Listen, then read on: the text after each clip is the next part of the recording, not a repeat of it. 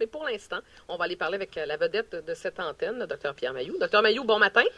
Catherine, flatteuse. Ben oui, toujours un petit peu. Des fois, on chicane. Madame Joanie, oui. bonjour. Docteur Mailloux, on parle de Pardon, parlant de chicane, oui? ça barde. Écoute, je me peux plus. Le chiard est pogné au Canada. Ce matin, les manchettes, en Ontario, en Alberta, au Québec, Carole Poirier, puis Marie-Claude Nichols, puis les députés, Jack McLaren a été envoyé, un député ontarien a été mis en congé pour des cours de sensibilité. Oui, j'ai vu ça. Après avoir fait allusion à la sexualité orale, en parlant d'une députée fédérale. Oui, je savais que ça allait vous faire sourire. Oh, écoute, ça n'a pas de bon sens. Mais, écoute, Sophie Grégoire, en fin de semaine, a accordé une entrevue.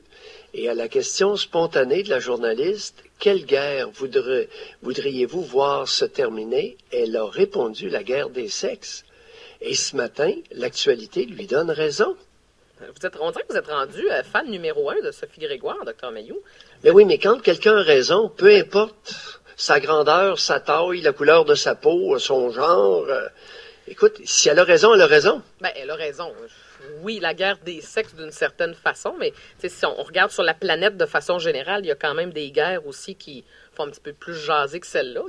Oui, je comprends son point, mais... Celle-là, c'est pourquoi elle m'interpelle, Catherine et Joanie?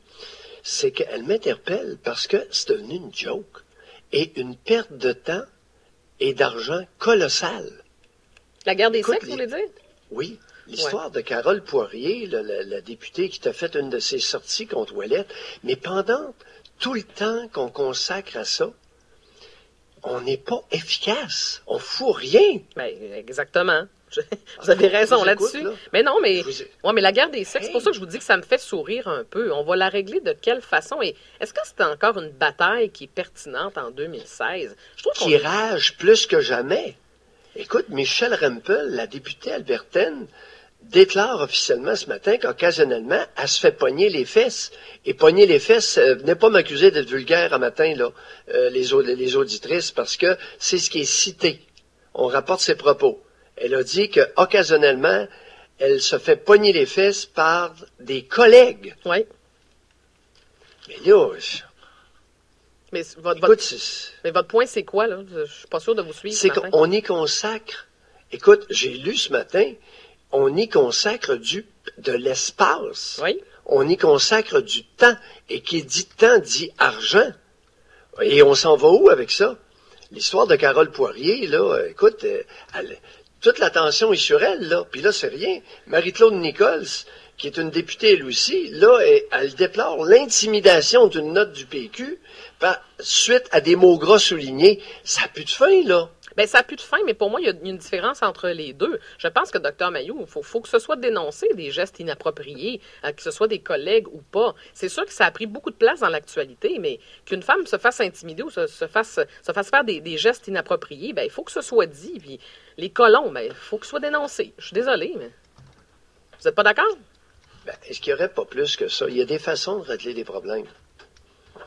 Quelle était la façon traditionnelle quand une femme se faisait pogner une fesse par un gars et c'était non désiré? Ben, elle lui disait où elle tassait de là? Non. Il crissait une claque sa gueule. Ah, ben, là, je voulais pas être aussi vulgaire, mais si vous le dites. Ben, ça dépend, je suis pas certaine. Est-ce que c'est la plupart des femmes qui réagissent comme ça? Je suis pas convaincue de ça, mon Et lorsque le gars, il y en a qui ont déjà eu des claques sa gueule. Et lorsque le gars a des lunettes, les lunettes partent. Ben, tant mieux s'il y en a qui sont capables de réagir ainsi, mais je pense que dans certains cas, la femme est saisie et c'est après qu'elle réalise ce qui vient d'arriver, je pense. Peut-être dans le champ. Il y a peut-être de l'éducation à faire aux petites filles que lorsqu'elles se font pogner une fesse, c'est une claque sur la gueule automatique. Autrement, on ne pourra pas commencer à installer une police aux côtés de chaque femme. Ça ne marchera pas, là. Et seulement ce qui se passe au niveau de la députation canadienne, les deux niveaux de gouvernement à l'heure actuelle, écoute, les moyens pris ne sont pas efficaces. Il y a des façons de régler des problèmes. Mais je suis pas certaine, je comprends votre point, mais je suis pas certaine que la solution, c'est la claque dans le visage. Tu peux être très ferme avec quelqu'un sans nécessairement le frapper. Moi, je pense pas que j'aurais besoin d'aller là. Je pense que dans mon ton et dans mon regard, ce serait suffisant. Bon, dans un premier temps, et si le gars récidive, paf! Ah, je suis d'accord avec l'avertissement. Oui. Oh oui, une Oui, gradation de moyens. Tout à fait. Et par la suite, ah oui, OK. Mais c'est Parce pas que là, on est rendu à envoyer, écoute, puis au niveau des propos, l'exemple du député ontarien qui a été mis en congé de travail, pour aller suivre des cours de sensibilité. Non, là, je pense que c'est pas une belle voie, ça, là. Pourquoi vous dites ça? Ben, écoute, ça va donner quoi comme résultat? Le gars, il est maillet, il est épais. Penses-tu qu'il va se raffiner avec un cours de sensibilité dans sa rhétorique avec les femmes? Non, je penserais pas. Je pense que la problématique est plus profonde que ça. Mais ça, C'est une joke. Oui, c'est une joke. C'est un peu burlesque. Mais en effet, mais là-dessus, vous avez raison. On parle pas de nos députés de la bonne façon. C'est un peu ça qui est désolant. Docteur Mailloux? Maintenant, on va se faire un nouveau code d'insulte. Comment on va faire? Alors, suite à tout ça, c'est sérieux, là, ce matin. Parce que si on ne peut pas envoyer promener quelqu'un en le piquant vraiment, on va devoir s'inventer des nouvelles insultes. Comprends-tu? Dans les discours acrimonieux. Et ce serait quoi pour vous? Qu'est-ce que... Oh, j'ai aucune idée. Non, mais c'est là que ça devient burlesque. Parce que si on enlève des insultes qui piquent vraiment dans des moments de tension, on va les remplacer par quoi? Je sais pas. Je sais pas, mais il va falloir faire quelque chose par rapport à ça. Mais je pense qu'au départ, c'est aux femmes. Mais comme je vous le dis, docteur Mailloux, c'est facile à dire, mais lorsqu'une situation comme ça survient, c'est pas toutes les femmes qui réussissent à réagir correctement. Ça se peut que ça t'ait pris par surprise, puis que c'est après que tu fais, voyons, est-ce que j'ai laissé faire ça? C'est possible, ça aussi. La première fois, mais la deuxième, c'est que la femme peut se préparer. Mais il y a beaucoup, j'en reviens à l'éducation. On n'éduque pas les fillettes à pas grand-chose. Ouais. Tu sais, il y a un manque d'éducation, là. S'entendre d'abord sur des moyens, qu'est-ce que tu fais, puis ensuite qu'il y a une gradation de moyens, je suis tout à fait d'accord, mais qu'on éduque et que ce soit clair. Docteur Mailloux, avant de terminer, je veux qu'on parle, parce que vous avez défendu corps et âme Lise Thibault dans les dernières semaines et les derniers mois. Là, on se rend compte que 7 mois plus tard, Mme Thibault n'a pas payé ce qu'elle devait. Elle avait jusqu'au 23 mars pour rembourser 200 000 à Ottawa et 100 000 au gouvernement provincial, puis elle n'a pas payé, Docteur Mailloux. Vous avez quoi à dire par rapport à ça? Ce qu'elle devait, est-ce qu'elle le doit vraiment? Qu'est-ce qui est arrivé à Michaël Jean dans l'actualité récente avec son histoire de piano?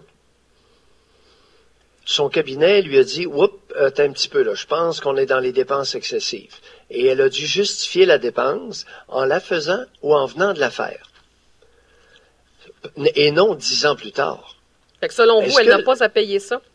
Ben, écoute, ma question est la suivante. Est-ce qu'elle doit vraiment cet argent-là? Tout est là. Ben, si elle ne doit pas cet argent-là, qui doit cet argent-là d'abord? Qui doit rembourser? Ben oui, mais si elle ne le doit pas, elle n'a pas à rembourser.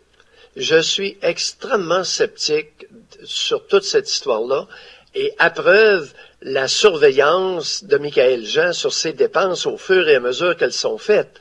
À partir du moment où on a remboursé ses factures, je m'interroge très sérieusement sur le fait qu'on puisse lui réclamer de l'argent. Ça n'a pas de bon sens.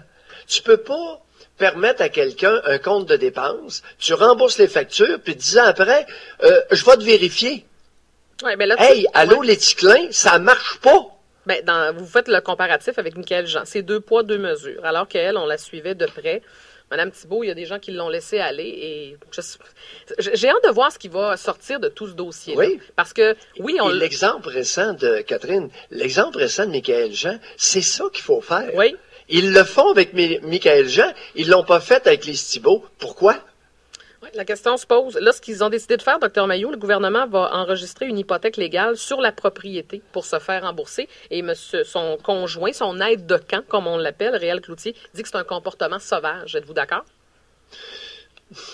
Dans le contexte, oui. Dans le contexte où j'ai des doutes plus que sérieux sur la façon de faire envers cette personne-là.